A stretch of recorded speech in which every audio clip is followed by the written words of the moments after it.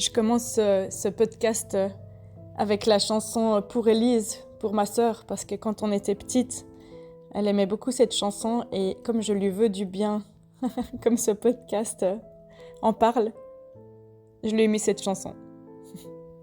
Belle écoute. Bonjour, vous avez déjà entendu parler du mot compersion ? Il n'est pas encore dans le dictionnaire visiblement, c'est quelque chose qui a été inventé il y a une dizaine d'années, surtout dans les personnes qui vivent du polyamour.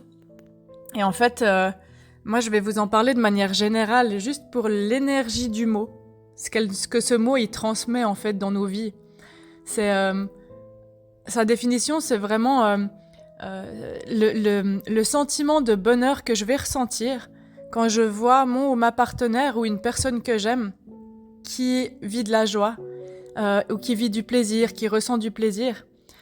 Et du coup, dans le polyamour, c'est utilisé, j'éprouve ce profond sentiment de bonheur quand l'autre est heureux ou heureuse dans les bras ou dans une activité avec une autre personne. Donc, moi, j'aime bien l'idée dans nos vies de tous les jours de la compersion parce que ça signifie que je vais incarner en moi une énergie de « je te veux du bien ». Si je t'aime, si j'ai envie d'être en lien avec toi qui est précieux ou précieuse pour moi, je te veux du bien. Et pour vouloir du bien à l'autre, on est obligé de passer par une étape où on va s'intéresser au langage de l'amour de l'autre. Ça veut dire que je dois passer par une étape où je vais m'intéresser à comment l'autre se sent aimé pour pouvoir lui souhaiter du bonheur. Parce que je peux lui souhaiter du bonheur dans ma conception de ce qui est bon pour lui ou pour elle, mais c'est très enfermant ça comme conception. Ça rejoint plus la jalousie, un manque d'épanouissement, parce que si je souhaite que l'autre soit heureux comme ci ou comme ça parce que je juge que ça va le ou la rendre heureuse, ça marche pas.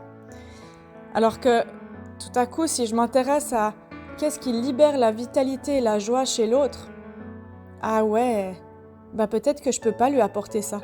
Peut-être qu'une autre personne, elle peut.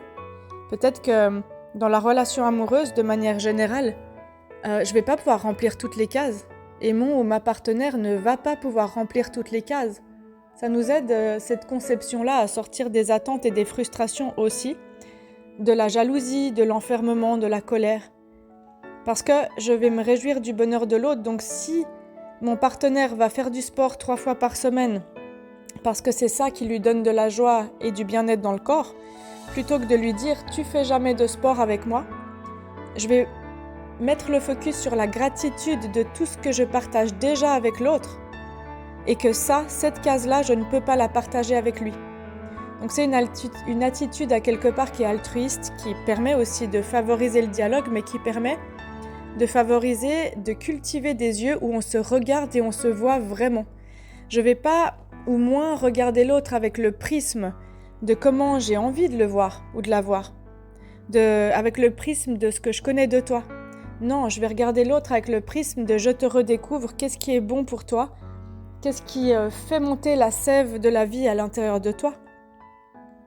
Et je trouve ça très beau comme conception. Vous pouvez le développer à l'intérieur de vous. Ça demande du temps, ça demande de la présence à soi, ça demande de remettre en question mes croyances limitantes et mes habitudes à l'intérieur de moi, mes habitudes d'aimer et qui sont parfois bien ancrées. Donc, je peux réfléchir aux causes qui font que quand l'autre est heureux ou heureuse, ça me met en insécurité. Par exemple, si je vois qu'à chaque fois l'autre sort, va faire la fête et moi je suis plutôt casanier ou casanière, à chaque fois je suis là, tu restes jamais avec moi, tu regardes pas de film. Et j'ai du mal à voir que l'autre, ce qui le ou la rend heureux, c'est de voir du monde, d'aller faire des activités sportives en plein air, d'être dehors. Parce que moi, je le ressens pas, ce besoin. Et du coup, je vais enfermer l'autre peut-être facilement en disant « tu me laisses toujours, tu restes pas avec moi ». Et je peux stretcher ce muscle et de dire « ok, je te veux du bien. Je te veux du bien parce que ça te fait du bien de faire ça. Je suis heureuse pour toi, que tu y ailles et que tu le vives. » Et à l'inverse, dans mon exemple, si on prend le même, l'autre peut se dire « Ok, ça le ou la rend heureuse que de temps en temps je reste voir un film avec et que je sorte pas. » Et quand on apprend la compersion, on apprend aussi plus facilement à stretcher, c'est-à-dire vous pouvez regarder les 3 vidéos sur le stretching imago. J'apprends à faire ce cadeau d'amour inconditionnel qui fait du bien à l'autre dans son monde. Et bien sûr que ça va m'apprendre quelque chose en moi, mais tout simplement, moi ce que je vous invite à faire, c'est régulièrement de poser dans votre cœur cette intention de « je te veux du bien ». Et du coup, je m'intéresse à toi, je m'intéresse à comment c'est bien pour toi. Et j'aime beaucoup, ça favorise la communication, l'empathie, ça entraîne ces muscles-là et ça entraîne justement l'amour-propre. Parce que finalement, ça me sort de l'orgueil que je vais pas être le ou la personne qui va remplir toutes les cases de mon ou ma partenaire. Je peux pas prendre ce rôle, c'est trop lourd, c'est trop de responsabilité. Et inversement aussi. Donc en fait, ça renforce notre cohésion parce qu'on apprend beaucoup mieux à s'aimer comme on est et dans le chemin qu'on fait, en créant une atmosphère qui est douce, bienveillante, accueillante, et ça, en fait, ça augmente la confiance de faire ça. Et les couples qui pratiquent ça, ils sont beaucoup plus heureux que ceux et celles qui pratiquent la possessivité, le contrôle et la jalousie. C'est un signe de maturité émotionnelle. Et c'est un signe de maturité émotionnelle de vouloir le bien à l'autre et de pas vouloir que l'autre soit bien comme moi j'ai envie. Donc c'est beaucoup plus constructif pour toutes mes relations humaines. Et ça donne la possibilité aux deux de s'épanouir. C'est tu es libre de t'épanouir tel que toi ça te fait du bien. Et parfois je peux t'aider à le faire, mais sans entrave, sans contrôle, sans te culpabiliser de ce que tu sais pas faire.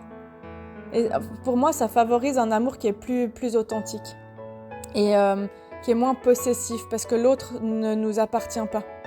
L'autre personne, elle a le droit de ne pas vouloir les mêmes choses, de ne pas toujours aimer les mêmes choses, de ne pas pouvoir donner tout le temps.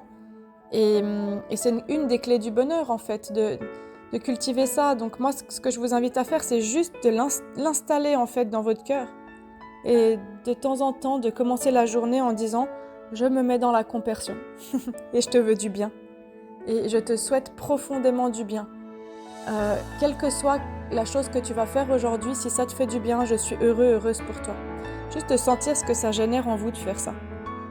Et voilà, je vous laisse avec ça. Merci pour votre écoute, à bientôt.